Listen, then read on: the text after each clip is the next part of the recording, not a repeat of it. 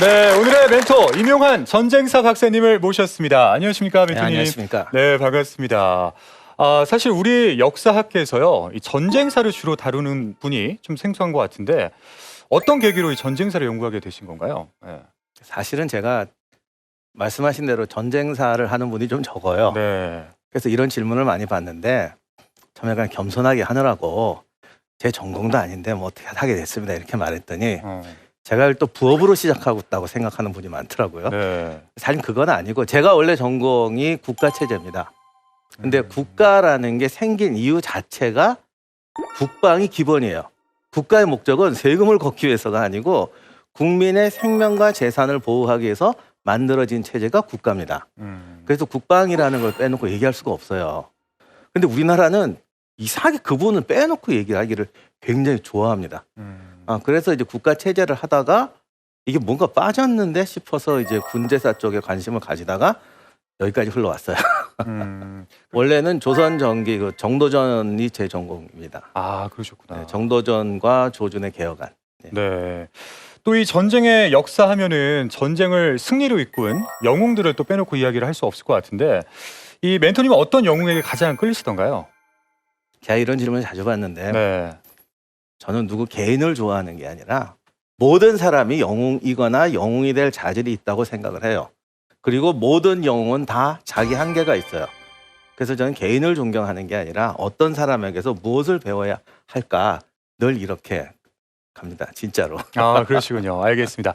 오늘 강의도 정말 기대가 되는데요. 여러분 박수로 멘토님의 강의를 청해 듣도록 하겠습니다.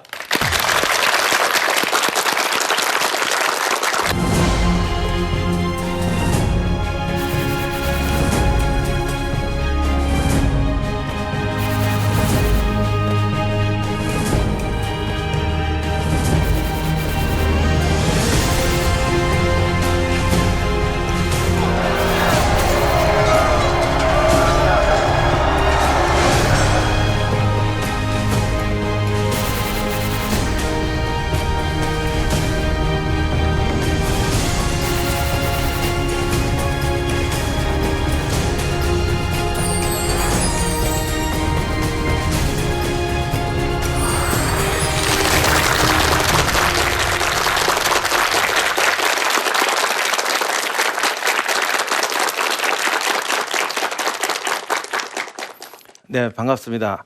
사실 오늘 제목이 좀 쑥스러워요. 영웅의 조건인데 그렇다고 제가 슈퍼히어로를 말하는 건 아닙니다. 자고로 역사에 길이 남는 사람이 힘만 세가지고요. 어떻게 기록에 남겠어요. 오늘 말하는 영웅은 사실은 손자나 플루타르크나 손자가 영웅이란 말은 안 썼지만 뛰어난 리더 또는 개인적으로 성공하는 사람 또는 개인의 꿈을 이루는 사람의 조건이 뭔가라는 부분에 대해서 제가 사실 우연히 발견을 했는데 손자가 말하는 바나 플루타르크가 말하는 바나 똑같더라고요. 우리가 동서양을 비교를 할 때는 항상 뭔가 차이점을 자꾸 찾고 싶어요. 야, 동양의 지혜의 본질은 이건데 서양의 지혜의 본질은 이건데 차이점이 아니라 동서양, 즉 전 지구를 통틀어서 가장 뛰어난 현자들이 꼽았던 영웅의 조건이 뭐냐 또는 인간의 조건이 뭐냐 그것에 대해서 오늘 살펴보고자 합니다. 자, 먼저 오늘은 손자병법부터 시작해 보겠는데 손자의 말 중에서 전에 이게 조사를 해봤어요. 이렇게 손자병법을 안 읽으셨어도 웬만큼 들은 건 다 있거든요. 그래서 손자병법 하면 생각나는 게 뭡니까? 그러면 저 그 책 안 읽어봤는데요 라고 대답하는 사람은 거의 없어요. 사실은 다 안 봤음에도 불구하고 뭔가 한마디는 합니다. 뭐 지피지기면 백전불태 이런 말을 하는데 제일 좋아하는 구절이 뭡니까? 라고 그러니까 좀 리더분들한테 물어봤어요. 아무한테나 묻지 않고. 그랬더니 저도 사실 지피지기가 나올 줄 알았어요.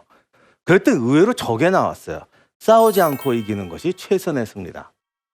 저도 깜짝 놀랐습니다. 근데 이거를 또 많은 사람한테 물으면 싸우지 않고 이기는 게 최선의 승리다. 뭐 같습니까? 그러면 뭐 한 대도 안 맞고 패는 거. 뭐 전쟁에 났는데 우리 편은 한 명도 안 다치고 그냥 깨끗하게 이기는 거.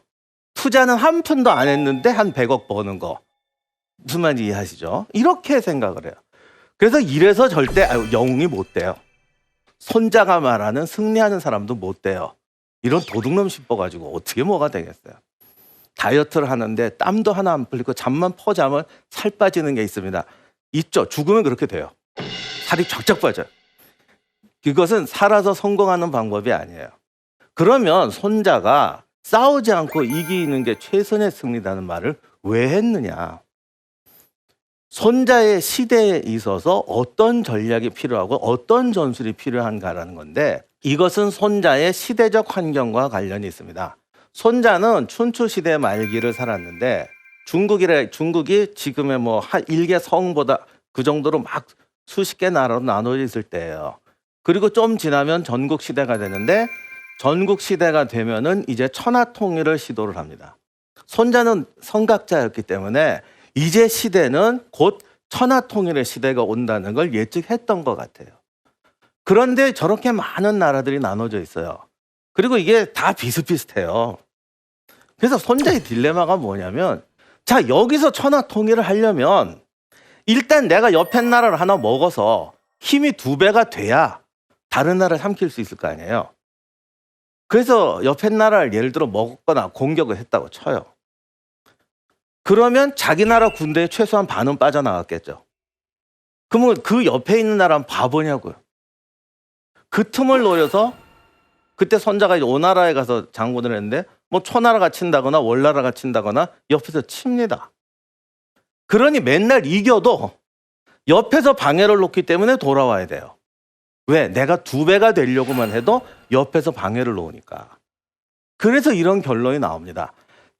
오나라와 그냥 옆에 나라 보세요. 오나라와 월나라가 사이즈가 비슷해. 내가 월나라만 삼키면 이제 나머지 먹는 건 아무 문제가 없어요. 나머지 50개는 다 내 거야. 근데 월나라를 삼키기가 힘든 거란 말이에요. 그럼 월나라를 삼켜서 내가 2배가 되려면 내가 한 명도 안 죽고 월나라를 꼴깍 먹어야 돼요. 물론 안 되지. 그게 보통 강국이 아닌데. 그래서 이건 말이 안 되다 싶은데 손자는 어쨌든 이 난국을 타개하려면 우리가 2배가 돼야 된다. 어떻게? 손실을 안 입고. 그래서 이것을 전략 목표로 삼은 겁니다. 그러니까 야, 듣기 좋다. 이게 아니고 내가 지금 처한 시대 상황, 내가 지금 처한 목표에서 내가 무언가를 이루기 위해서, 내가 목표하는 바를 이루기 위해서 내가 무언 조건이 필요한데 그것을 뭔가를 찾아야 돼요. 찾았더니 이게 말이 안 되는 거야. 한 명도 안 다치고 남의 나라를 꼴깍 삼키래요. 이랬을 때 보통 사람은 포기하죠. 그러나 손자는 포기하지 않았어요. 아, 이게 시대적 과제다. 그리고 그 방법을 찾는 거예요. 이게 손자병법의 출발점이에요. 그래서 도저히 말도 안 되는 것 같은 아군과 내가 싸워서 적을 때려 죽여도 안 돼요. 왜? 적의 군대도 홀라당 먹어야 되거든. 일단 2배를 만들고 시작하자. 이것을 위해서 우리가 어떤 전략을 짜야겠는가 해서 시작하는 겁니다. 이게 첫 번째 영웅의 조건입니다. 왜? 대부분 사람들은 이렇게 안 합니다. 그래서 이제 최소의 희생으로 최대의 효과를 얻어야 된다라는 결론이 나오는데, 이거는 우리가 생각하는 그냥 미덕이 아니고 당위예요. 전술적 판단으로 보면 이게 통찰이에요. 최소의 희생으로 최대의 효과를 얻자. 이거 나쁜 말이라고 생각하는 분 있으세요?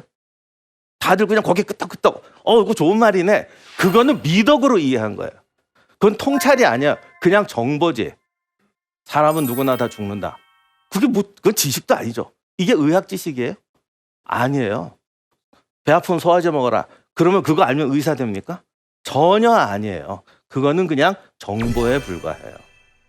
지금 내가 처한 현실에서 내 목표를 이루기 위해서는 이거를 달성해야 된다라고 선택하는 게 통찰이에요. 그래서 손자는 이것을 당위로 이해를 했죠. 보통 사람들은 왜 이걸 못하느냐? 보통 사람들은 나름 자기 목표가 있어요, 다. 그리고 뭔가 상황을 분석합니다.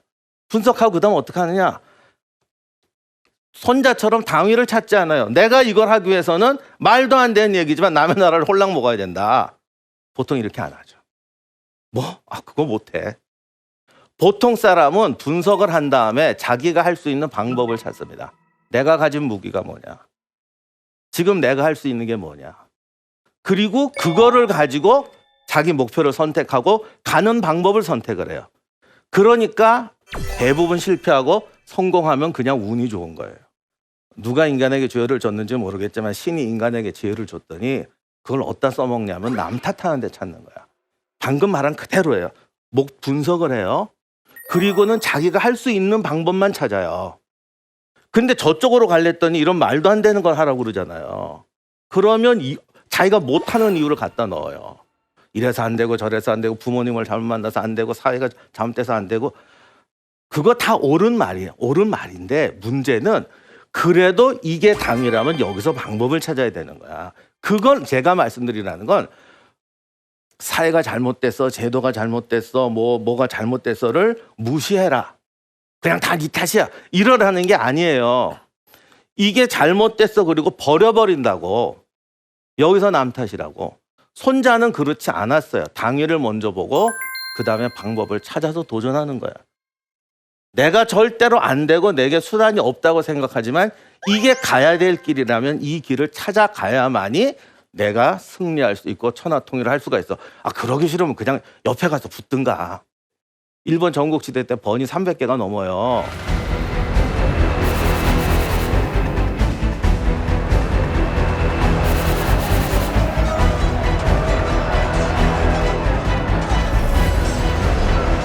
근데 이제 일본에 가면 무슨 전국인 전국 영웅 이런 말들 해요. 그게 뭔 소리냐면 번이 3개가 넘는데 그중에서 내가 패권을 차지해야지 이랬다는 건 10명도 안 된다고요. 나머지 애들은 그냥 기회 봐서 붙자. 아니면 나도 꿈은 있는데 그냥 떨어지면 하고 안 하면 말고. 왜 안 해? 우리 옆에가 엄청 세잖아. 얘도 엄청 세잖아. 우리나라는 돈도 없고 땅도 없고 말도 없어. 그냥 붙을래? 나도 꿈은 있어. 시켜주면 할 거야. 근데 하려고 보니까 난 이거밖에 없어.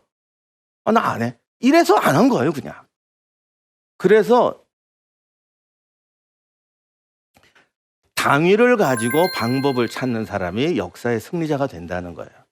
이게 전쟁사에서뿐이 아니라 많은데 전쟁사에서 가장 극명하게 드러나는 게 독일의 케이스입니다. 제가 또 강의하니까 근데 이제부터 얘기하는 게 1차 대전, 2차 대전 얘기를 해야 되는데 제가 전쟁을 일으키는 걸 잘했다. 그 얘기하려고 하는 거 아니에요. 지금 당위와 방법을 찾는 거에 대한 사례로 말씀드리는 거예요. 지금 유럽에서 제일 잘 사는 나라가 어디예요? 독일이죠. 유럽 100만 장제의 절반이 독일에 있습니다. 지금 유럽에서 조금 이렇게 경제 힘든 나라들 있잖아요. 어쩌고. 그 지원금이 어느 나라에서 다 오는지 아시죠? 독일이 다 줘요. 그러니까 지금 다 독일한테 빌어먹고 살아요. 진짜 심한 말로.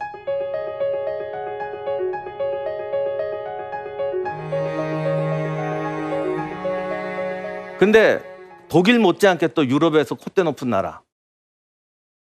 프랑스죠. 그런데 독일은 사실은 18세기, 17세기까지는 유럽의 다크호스였습니다. 그게 통일 국가를 만든 게 그냥 18세기나 와서 독일이 강국이 됐어요.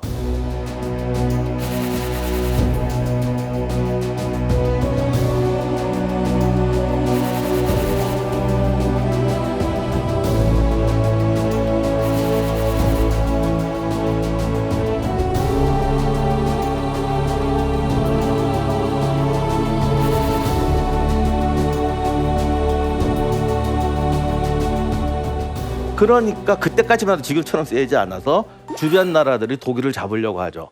저거 위험한 놈들인데 이렇게 잡아요. 근데 독일이 골치 아픈 게 정말 전통적인 유럽의 강호는 프랑스예요. 그리고 이쪽에 있는 러시아가 그때 여기까지 다 먹고 있었죠. 러시아가 아주 이게 또 보통 센 게 아니에요. 독일은 가운데 있는데 바다로 나가려면 영국이 막고 있어요. 육지로 가려면 다 막고 있어요. 근데 이제 독일의 또 문제가 자원이 없습니다. 뭔가 산업을 하거나 뭘 하려면 꼭 필요한 자원이 없어요. 그런데 이게 참 다행인지 불행인지 모르겠는데 아예 없으면 모르겠는데 옆에 있어요. 옆에 우크라이나에 다 있어요. 이 우크라이나가 정말 좋은데 식량, 전략 물자가 다 있어요. 이게 더 약오르죠. 그죠? 아예 없으면 모르겠는데 옆에 있단 말이에요. 그래서 독일 사람들은 어떻게 생각했냐면 저걸 어떻게든 먹자. 거듭 말씀드리지만 제가 지금 이게 잘했다 못했다 하는 게 아닙니다. 있었던 일을 얘기하는 거예요. 내가 한 게 아니고 나 그때 독일에 있지도 않았어요. 그 사람들이 그랬다고. 그래서 우크라이나를 먹자. 어떻게 하는지 먹으려고 그러는데 주변이 바본가. 너 우크라이나 치면 러시아 치고 프랑스 치고 영국 치고 다 친다고 협정을 맺어놨습니다.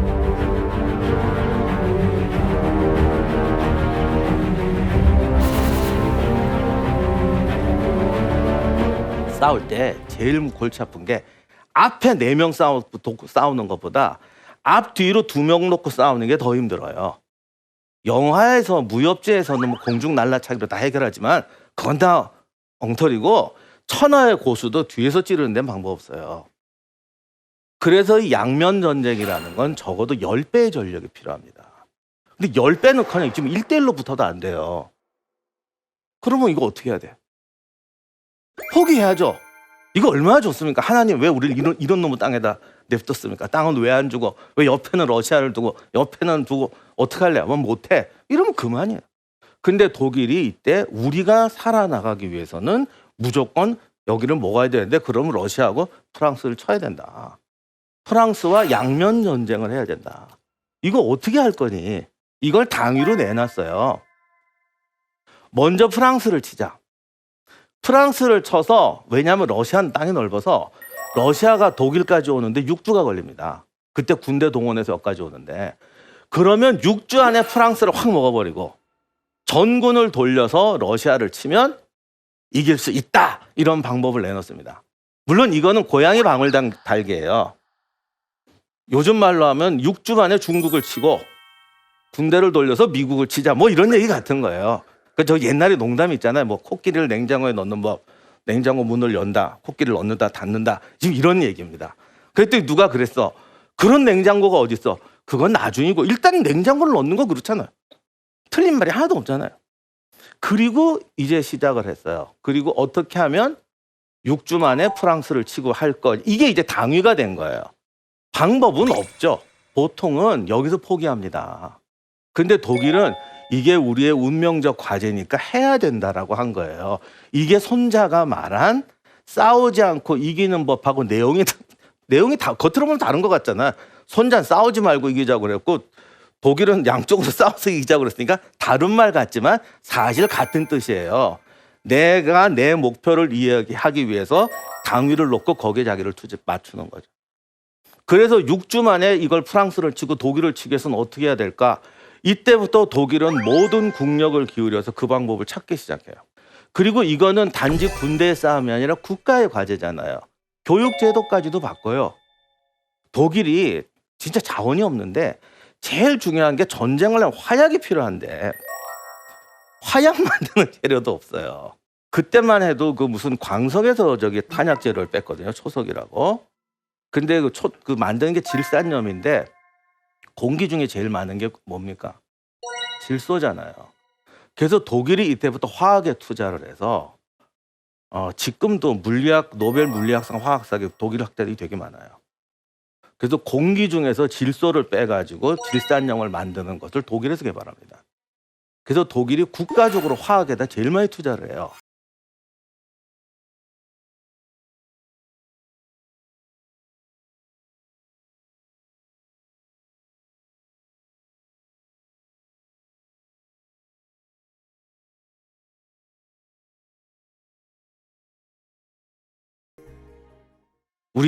우리는 지금 전 세계에서 가장 많은 과목을 들어요.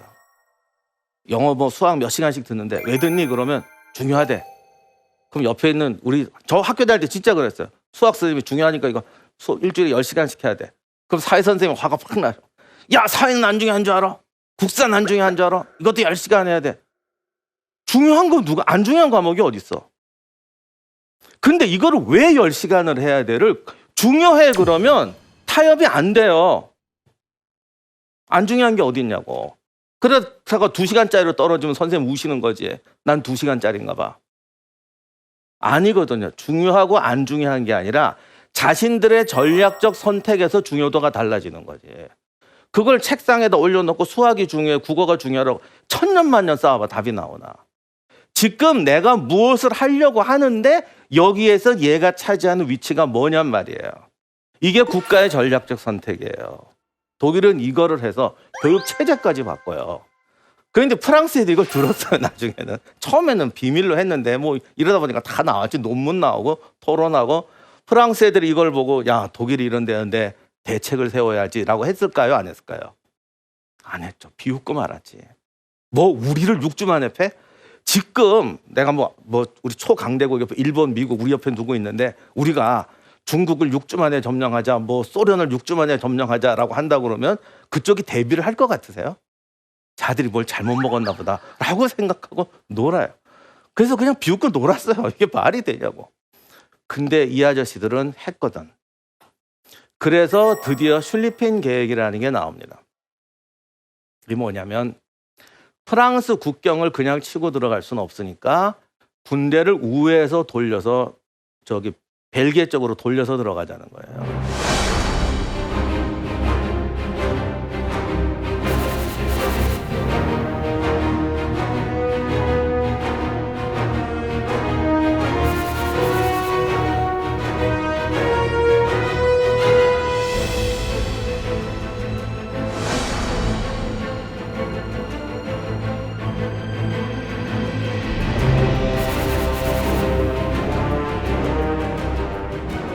근데 그 당시는 되게 보병 위주였거든요.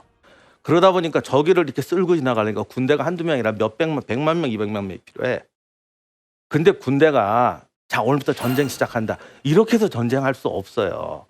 전쟁하려면 장비 모아서 준비하는 데만 해도 시간이 어마어마하게 걸립니다. 그럼 저기다가 100만 명을 벨기에 국경에 집결시키면 바보입니까? 다 알지. 지금처럼 인공위성은 없어서 지금처럼 모르지만 그래도 다 압니다. 그래서 말도 안 되잖아. 그랬더니 독일이 또 어떻게 하냐면 예비군을 동원해서 채우자. 지금처럼 정보가 빨리 가진 않으니까 일반 군대가 가서 딱 집결하면 아는데 예비군 동원령 내려서 확 갔다가 하면은 한 15일 만에, 그러니까 일주일인가 열흘 만에 들어갈 수 있다. 그랬더니 이게 또 말이 안 되는 게 예비군 100만 명을 동원해서 열흘 만에 전투 시작한다고? 절대 안 돼요. 지금도 안 돼요. 그냥 너 나와 이래갖고 데려간다고 군대가 되는 게 아니에요. 지금 여기 계신 분이 부대가 다 다른 거야.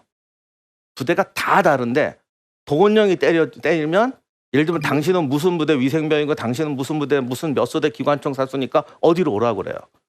그럼 뭐 서울, 제주, 부산 뭐 사방에 있는 애들이 어디 버스 정장 자기 동네에서 어디 집결하면 거기 애들이 버스 타고 태워서 어디까지 갖다 놓으면 얘들을 운반해서 어쩌저쩌고 하는 시스템을 다 짠 거예요.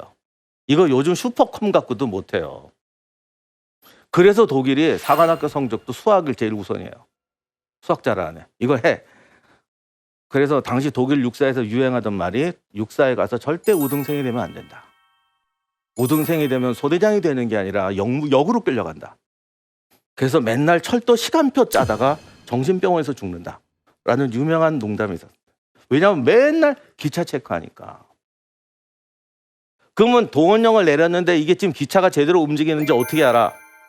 그래서 민간인 아저씨들 다 동원해가지고 누군가 예를 들면 뭐 무슨 A동 통장이면 하면은 땅 하고 비상령이 떨어지면 우리 집 앞에 있는 전봇대에 나가 쓰는 거예요. 그리고 체크를 해야 되는데 어떤 식으로 체크를 하냐면 1시 15분에 1503호 열차의 11호 칸의 세 번째 바퀴가 내 앞을 통과해야 돼. 그러면 지금 시간표대로 되고 있는 거야.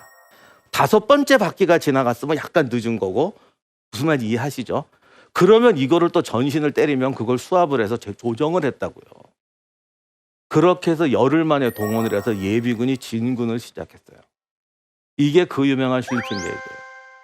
예비군을 동원해서 하루에 40km씩 강행군에서 프랑스까지 간다는 거에 대해서 모든 나라들이 다 불가능하다고 생각했어요.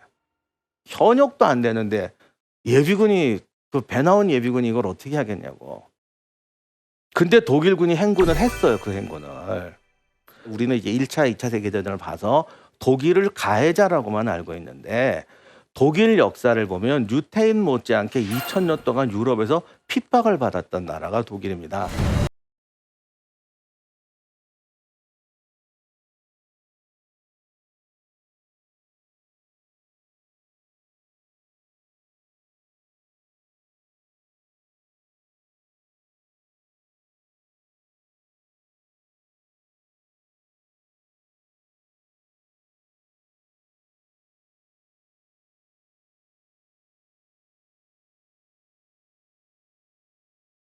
놈이 뭔 일 나면 큰일 나 그래가지고 2000년 동안 독일을 두드려 팼어요.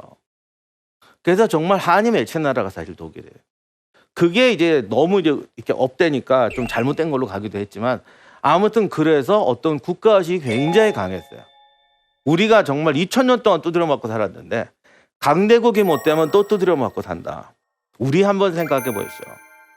그냥 어디 가서 일본 얘기만 하면 일제시대에 태어나지도 않은 학생들이 뭐 난 일본 놈 이러면 피를 갈아 마시고 싶어 막 이런 소리 막 해. 쟤들은 2000년을 두드려 맞았다고요. 그러니까 저게 됐던 것도 같아요. 그래서 진격을 해요. 거의 떨어질 뻔했는데 마지막에 이게 독일 지부가 몇 가지 실수를 하고 너무 대담한 계획이다 보니까 이게 그러니까 병사들은 했는데 막상 시행하니까 위에 사령관이 간이 쫄아가지고 이렇게 뒤집어 씌우다가 실수를 해가지고 정말 극적으로 하루만 더 갔으면 파리가 함락되는 거였거든요. 하루만 먼저 갔으면. 근데 딱 가기 전에 하루를 중단 쉬어버려요. 병사들이 그때 저기 화면에 저렇게 나오지만 파리 앞에까지 왔을 때 옷다 넣어도 왜냐하면 보급품 수송도 안 되거든요. 그래서 뭐 하루에 40km 수백 킬로를 걸어오니까 군홧발 다 터지고 막 거지꼴이 됐는데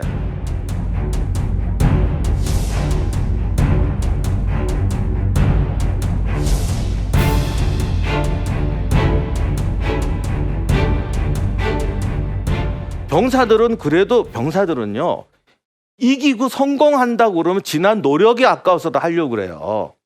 오히려 병사들은 사기가 올라가고 가자 이제 다 왔다 가자 그러는데 중지 휴식 이런 거.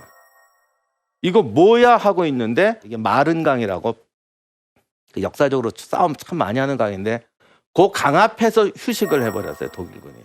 그랬더니 프랑스군이 이때 있는 상황을 알아가지고 프랑스도 저력이 있는 국가라 파리에 있는 모든 승용차를 동원해갖고 버스에는 무기를 싣고 택시에는 병사를 치른다. 한 대에 7명씩 탄다. 정확히 7명씩 태워가지고 전선으로 수송을 했습니다. 그 택시가 지금도 보존이 돼 있더라고요. 보기엔 뻔때 나는데 여기다 7명 어떻게 탔는지 모르겠어요. 하여간 그래서 딱 하루 만에 프랑스군 방어선이 쳐지니까 지친 독일군이 패배하면서 실리팽 계획이 실패를 해요.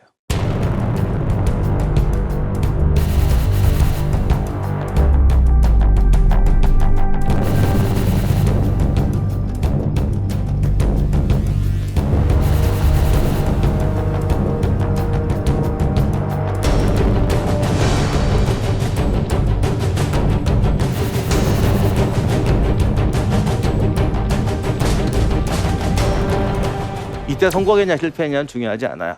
중요한 건 그렇게 해서 결국 독일이 1차 세계대전에서 실패했지만 독일이 땅이 딴 나라로 간 게 아니잖아요. 독일이 했던 목표 싸우지 않고 이겨야 된다가 아니고 두 나라와 동시 전쟁을 해야 하고 프랑스를 6주 만에 함락시켜야 된다는 절대 명제는 없어지지 않았어요. 그대로 있는 거죠. 그래서 독일은 단지 전쟁을 준비한 게 아니라 이 말도 안 되는 6주 전쟁을 또 하기 위해서 준비를 합니다. 근데 주변 나라들은 한 번 실패했으니까 안 하겠지라고 다 들어누웠어요. 이게 또 영웅과 아닌 사람의 차이. 그러니까 다시 말하지만 방법을 보고 당위를 선택하는 사람과 당위를 보고 방법을 개발하는 사람의 차이가 이렇게 크다고요. 프랑스나 러시아는 바보만 있겠어요. 그런데 이게 안 돼. 걔들은 절박하지 않거든. 그러니까 이제 끝났지라고 했는데 독일은 또 고민하기 시작했어요. 그때 나온 게 탱크였습니다. 1차 대전 끝에 탱크가 나왔거든요. 아이러니하게도 탱크를 제일 먼저 만든 나라는 영국이에요. 그 탱크를 오늘날 탱크처럼 만든 건 프랑스예요. 프랑스의 르노 탱크가 1차 대전 때 제일 잘 나온 명품이에요. 근데 정작 프랑스 애들은 르노 만들어 놓고 좋은 거 하나 만들었네. 다음엔 뭐 만들지 이랬어요. 근데 독일 애들은 그 르노 탱크를 보고 깨달은 게 저거다. 우리 걸어가지 말고 탱크로 가자. 그래서 또다시 6주에 도전을 하는데 남학생들은 독일 탱크 그럼 좀 이런 거 아는 사람 뭐 타이거 탱크 그러고 뭐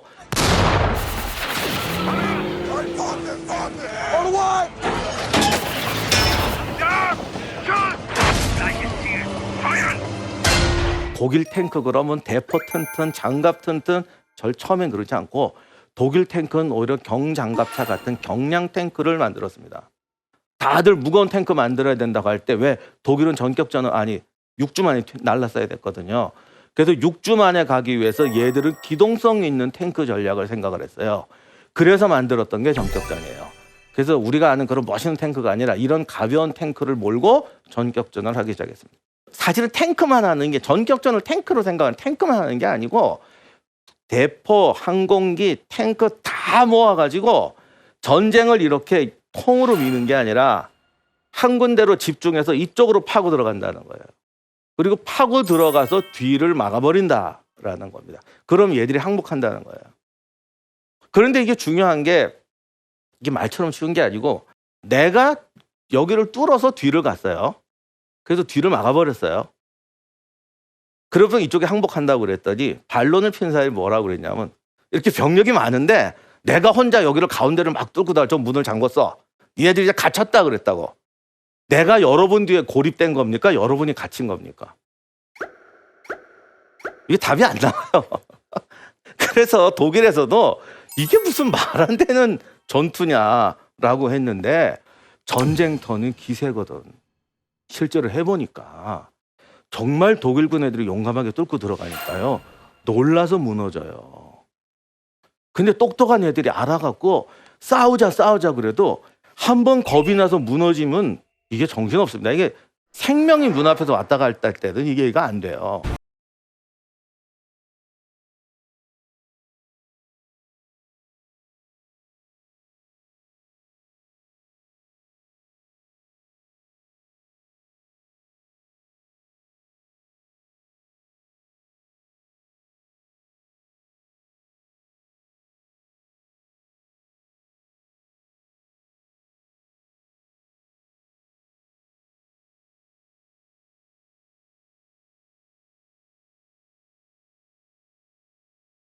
일선이 무너졌다 그러니까 2선 부대가 오는데 1선에서 무대가 차라리 죽었으면 안 그래.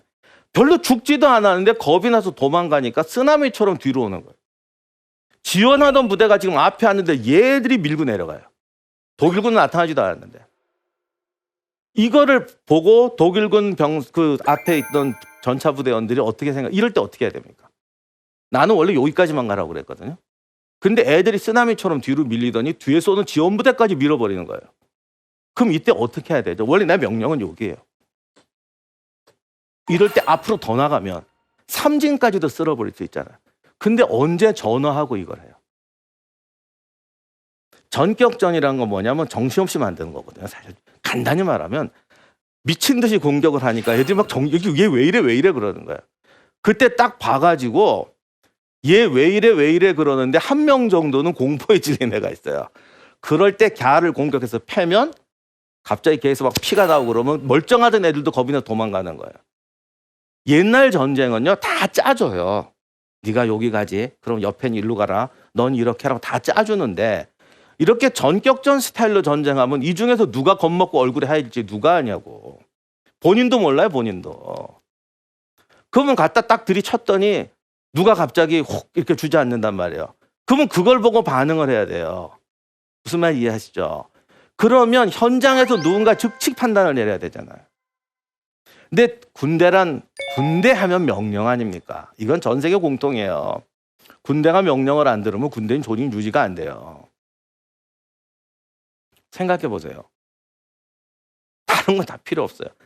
우리 훈련소 가서 이렇게 포복하라고 그랬어. 자기 앞으로 갔어. 갔더니 앞에 똥물이 쫙 갈린 거야. 근데 여기만 없어. 그러면 가던 애들이 전부 이쪽으로 겨갈 거 아니에요. 그럼 이 군대는 전멸이에요. 군대가 괜히 권위를 세우려고 명령을 하라는 게 아니라 절로 가라고 그랬으면 앞에 피바다도 똥물이든 그걸로 겨가야 돼요. 근데 이거 보고 한번 각자 알아서 판단해. 그러면 100명 중에 100명이 똥물로 기겠어요? 마른 땅으로 기겠어요? 마른 땅으로 긴다고. 그래서 군대는 절대 자율적인 판단을 허용하지 않아요. 왜? 생명이 오고 가기 때문에 다 이기적인 판단을 하거든요. 대부분이. 안 그런 사람도 가끔 있지만 그런 애들은 더 먼저 죽어요. 그래서 군대란 명령해 죽고 명령해 사는 거지 자율적인 판단을 허용하지는 않습니다. 근데 전격전을 했더니 이거는 애가 자기가 판단해야 돼요. 전화 걸고 하면 늦어요. 그럼 어떻게 해야 됩니까? 여기서 독일이 임무형 전술이라는 걸 만듭니다. 독일 사람들이 명령을 우습게 봐서 군대를 민주화시키기 위해서 임무형 전술을 만든 게 아니에요. 내가 이걸 하려다 보니까 결정적인 장애에 부딪혔는데 전격전을 할 때는 임기응변이 필요한 거예요. 이걸 어떻게 할 거냐? 할 수 없다. 애들이 현장에서 판단하게 하자. 독일 군 내에도 불만이 많습니다. 이거 어떻게 말이 되니? 그런데 중요한 것이 군인이 목표의식이 분명하고 또 가다가 똥물을 기으라고 그랬더니 안 기는 이유는 걔가 명령을 위반해서가 아니고 자기가 이걸 왜 하는지를 모르고 자기가 하는 일의 가치를 못 느끼기 때문에 그래요. 만약에 그 똥물 속에 다이아몬드, 핑크 다이아몬드가 있다 그러면 건너가긴 뭘 건너 마시래도 마실 거야 정말. 그래서 병사들에게 목적을 분명히 가르쳐주고 목표를 가르쳐주고 자기가 하는 임무에 대해서 왜 하는지를 가르쳐주고 방법을 스스로 찾아서 하라 그러면 할 수 있다. 아무도 실험해보지 않은 길을 독일군이 갔어요. 그랬더니 정말 되는 거예요.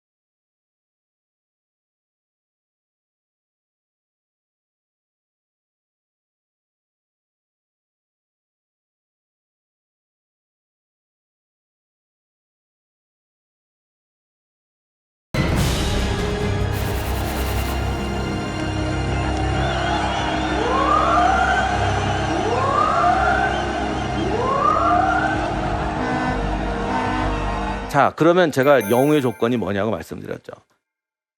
보통은 당위와 방법 때문에 포기하는데 당위를 향해서 방법을 찾는 사람. 근데 문제는 이 방법이 아무도 성공한 적도 없고 실험해 본 적도 없는 방법이라는 거예요.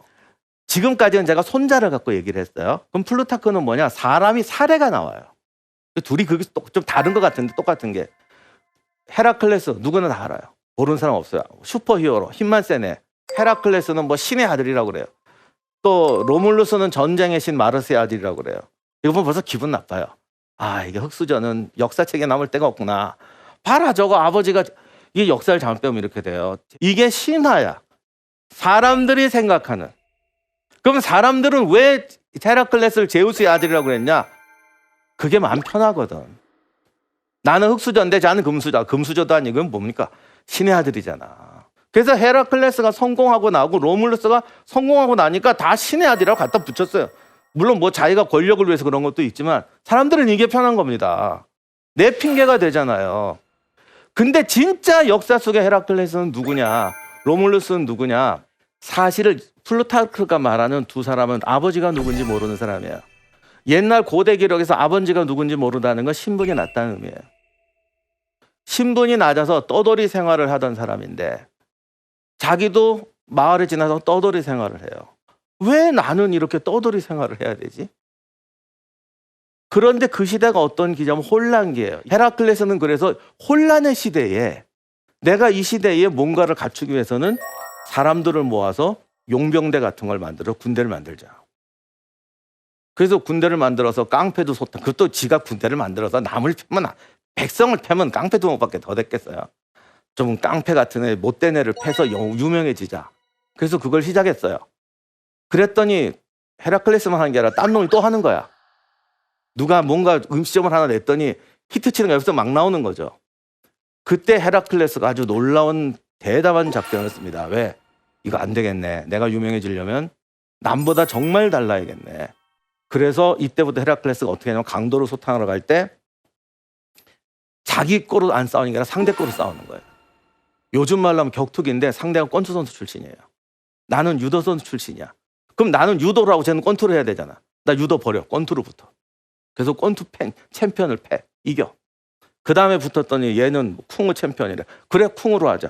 이래가지고 다 꺾으니까 요즘 격투계도 이런 사람 없는데 아마 이런 사람 나오면 어마어마하게 떼돈 벌. 그러니까 사람들이 쟤는 진짜 대단하네 하고 돈 모는 거예요. 아무도 생각하지 못한 방법인데 왜 아무도 생각하지 못했냐면 너무 위험한 방법이라서 안 한 거예요. 근데 사실 그보다 더 중요한 거는 헤라클레스나 로물루스 같은 사람이 한 시대의 지도자가 되겠다고 나서는 그 자체가 대단한 거예요. 그거는 그냥 객기가 아니고 시대 변화를 보고 이 시대가 오히려 나 같은 사람이 나설 수 있는 때다라고 해서 한 거죠. 그래서 로물루스도 똑같은 건데 로물루스는 저기 전설에는 뭐 신의 아들이고 어쩌고저쩌고 그러는데 역사책에는 그냥 불황자 몰락한 사람들만 모았어요. 그래서 압제 한국 왕국을 세우는 거예요. 근데 로물루스가 여기 어떤 이게 고생한 사람들 같아서 야 나를 따르라. 그냥 영화에는 그냥 성공하잖아요. 그렇게 성공할 줄 알았더니 얘들은 평생 노예하고 남 밑에서만 살던 애들이라 나 이제 됐어. 안 할래요. 다 주저앉는 거예요. 그래서 로물루스가 어떻게 하냐면 이거 얘들 데리고는 안 되겠구나. 어떤 사람이 필요하죠? 속된 말로 진취적인 사람이 필요해요. 그러니까 나쁘게 말하면 깡패고 좋게 말하면 진취적인 DNA를 가진 사람이 필요해요. 그래서 그런 사람들을 불러들여서 부족을 새로 만들어서 로마를 세웁니다. 로마의 정신이라는 게 뭔지 아세요? 우리는 로마에 가면 로마 제국 그러면 우리 맨날 이런 것만 겉으로는 그래요. 겉으로는 황제가 딱 해서 뭐 이거 죽여 그러고 맨날 애들 그러고 요즘 나오는 영화 뭐 스팔타쿠스 이런 거 보면 노예는 인간 취급도 안 하고 뭐 맨날 뭐 그렇게 알고 있잖아요. 속으로는 무슨 생각하는 줄 알아요? 역사의 승리자는 쟤들이다. 로물루스, 우리를 만든 로물루스가 누군지 아냐? 노예 출신이다. 바로 저런 애가 로물루스가 됐다고 원로원 의원이고 황제고 그거 교육 시간 그렇게 배우고 삽니다. 그걸 걔들이 알고 있을 때는 부응했어요. 그리고 그거를 최소한 몇백 년은 가지고 있었어요. 그게 플루타르크가 말한 영웅이에요. 그리고 이게 바로 손자하고 바로 맞는 말이에요. 손자는 원리를 얘기했고 플루타르크스는 그 원리대로 사는 모델을 이야기한 것뿐이에요. 진짜 영웅은 신의 아들로 태어난 사람이 아니라 열악한 환경에서 태어나서 살아서 영웅이 되고 다시 말하면 저게 손자가 말한 대로 자기 삶에서 필요한 당위의 목적을 찾고 그 목적을 실현하기 위해서 자기가 방법을 찾고 그 방법이 남이 안 쓴 방법이고 가능성 없어 보이는 방법이고 굉장히 말 같지 않은 방법으로 보일지라도 내가 이것이 내 인생의 목표이고 이것이 시대의 변화의 정당한 목표니까 해야겠다고 도전하는 사람이에요. 그런 사람이 살아서 영웅이 되고 죽어서는 신의 아들로 불리워진다는 겁니다. 그래서 오늘날 우리에게 열려있는 것은 여러분 모두도 영웅이 될 수 있다라는 겁니다. 모든 영웅은 남을 따라가거나 방법을 보고 내가 지금 가진 할 수 있는 방법을 보고 목표를 선택하는 사람이 아니라 내 목표를 보고 내 방법을 창조하는 사람이다. 잊지 마시기를 바랍니다. 그리고 제가 맹세코 얘기하는데 이것을 실천하는 사람은 분명히 신의 아들이 될 수 있습니다. 이상으로 오늘 강연을 마치도록 하겠습니다. 감사합니다.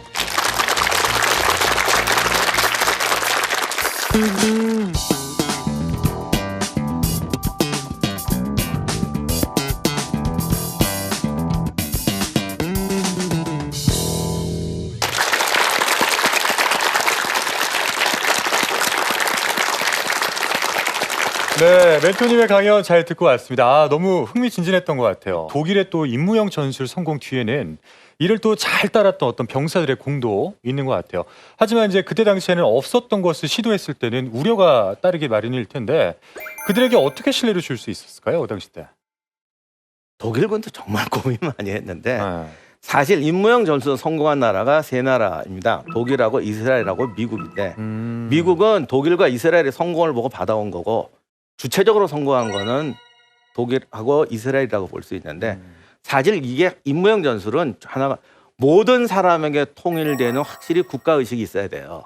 이 국가의식은 우리가 말하는 옛날 무슨 전체주의 집단의식이 아니라 우리가 지금 어떤 절박한 생존을 해야 된다는 그런 의식이요. 그런 공통된 의식이 있어야 돼요. 왜냐하면 그래야 도전을 하거든요. 배부르면 도전을 안 해요. 난세에서는 금수저는 절대 성공 못 해요. 모든 역사가 증명해요. 되게 결심을 하거든요. 왜 무너지냐면 한 2번 가다가 안 되잖아요. 그럼 포기해요. 이럴 줄 알았어. 근데 왜 제가 당위 그러냐면 당위를 설정해 놓으면 포기를 할 수가 없어요. 포기하든가 죽든가. 제 말은 그만큼 처절하게 노력했다는 거예요. 네. 근데 저는 또 이제 답변을 들었을 때 이런 생각을 또 해봤어요. 임무영 전술 참 좋은 전술인 것 같은데, 그러면 이런 전술을 기업이나 정치에 한번 적용해 보면 어떨까? 어떻게 생각하세요, 매튜님? 네. 실제로 이게 적용하려다가 실패한 케이스가 더 많습니다. 왜냐하면 임무영 전술을 잘못하면 책임 회피성이 돼요. 자, 내가 너한테 매장 이거 맡길게. 네가 다 책임져. 그리고 대장은 노는 거예요. 그러면 밑에 사람은 열심히 하나요? 대강 하다가 책임을 절로 떠넘기려고 그래요. 더 나빠지는 경우가 대부분이에요. 그래서 임무영 전술은 첫째, 야망이 있어야 돼요. 그리고 그 야망을 살려준다는 공감대가 대장과 부하 간에 있어야 돼요. 그리고 그 공감대에서 이 원칙을 지켜야 돼요. 지금도 독일군은 임무영 전술을 쓰는데 첫 번째 그 개대들 교본의 1장 1절이 뭔지 아세요?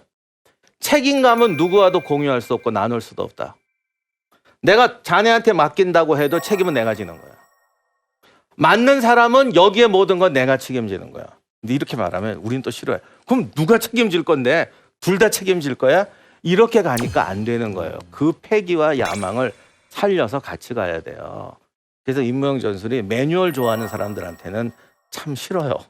이게 답이 없고 만들어 가야 되는 거거든요. 그래서 가장 선진적인 조직이고, 모든 최고의 전술은 유형의 전술이 아니라 무형의 전술이라고 그러거든요.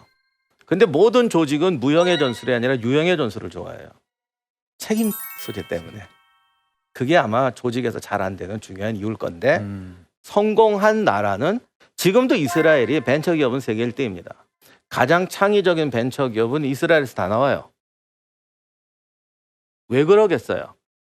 책임은 공유할 수 없고 양도할 수도 없고 같이 도전해야 된다는 정신으로 살기 때문에 기업에서도 성공하는 겁니다. 네. 그리고 또 우리나라 같은 경우에는 전쟁과 참 연관이 깊은 나라 아니겠습니까? 그래서 더 어떤 강연에 집중을 할 수 있었던 것 같은데, 어떤 이런 비극을 되풀이하지 않기 위해서는 저희가 어떻게 해야 될까요? 스파르타가 왜 망했냐고 되게 궁금해하는 분들 많아요. 초강대국이었던 스파르타가 왜 망했냐. 몇 가지 이유가 있는데 한 가지만 제가 얘기할게요. 스파르타는 원래 다들 우리는 약하니까 뭐 여자도 나가 싸워야 된다고 해서 이것만 했어요. 근데 그리고 자꾸 이기니까, 전쟁에서 이기면 이게 들어와요.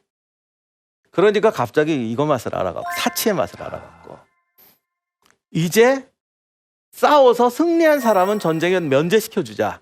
누려야 되니까. 그래서 전투에 나가서 이겨서 잘 싸우면 군역이 면제가 돼요. 그래서 걔는 사치하기 시작하고 힘없는 애들이 나가 싸우기 시작해요. 피와 땀은 빼고 행복만 누리자고 하는 사회가 많아지면 그 사회는 항상 망하더라고요. 그래서 세상은 항상 역전이 돼요. 제가 여러분에게 드리고 싶은 말은 뭐 제가 구체적으로 무슨 제도가 어떻게 되고 이게 중요한 게 아니라 전 세계적으로 모든 강대국은 역사에 있었던 2등한테 망한 적 없습니다. 3등한테도 망한 적 없어요. 그 옆에 있던 가장 못나고 가난하고 힘없던 애들한테 망해요. 제 말이 의심스러우시면 오늘 집에 가서 한번 찾아보세요. 전성기의 그리스는 누구한테 망했으며, 로마는 누구한테 망했으며, 뭐 명나라는 누구한테 망했으며, 송나라는 누구한테 망했나.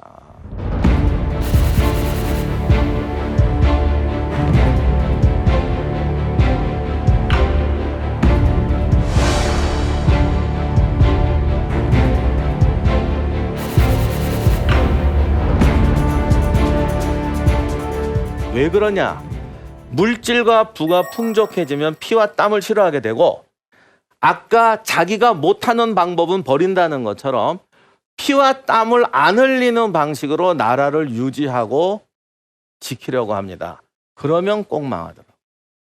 수메르 속담에 그런 게 있어요. 약한 나라의 문 앞에는 적이 끊이지 않는다. 그래서 평화를 사랑한다면 평화를 누리고 살 것이 아니라 평화를 절제하고 사는 노력이 필요합니다. 그것이 우리가 누릴 수 있는 최선의 평화고 항상 고통과 노력과 준비 속에서 평화는 지키는 거지 유지하는 게 아닙니다. 일상에서도 크고 작은 협상이 놓이게 되는데요. 싸우지 않고 승리하는 방법을 어떻게 적용할 수 있을까요?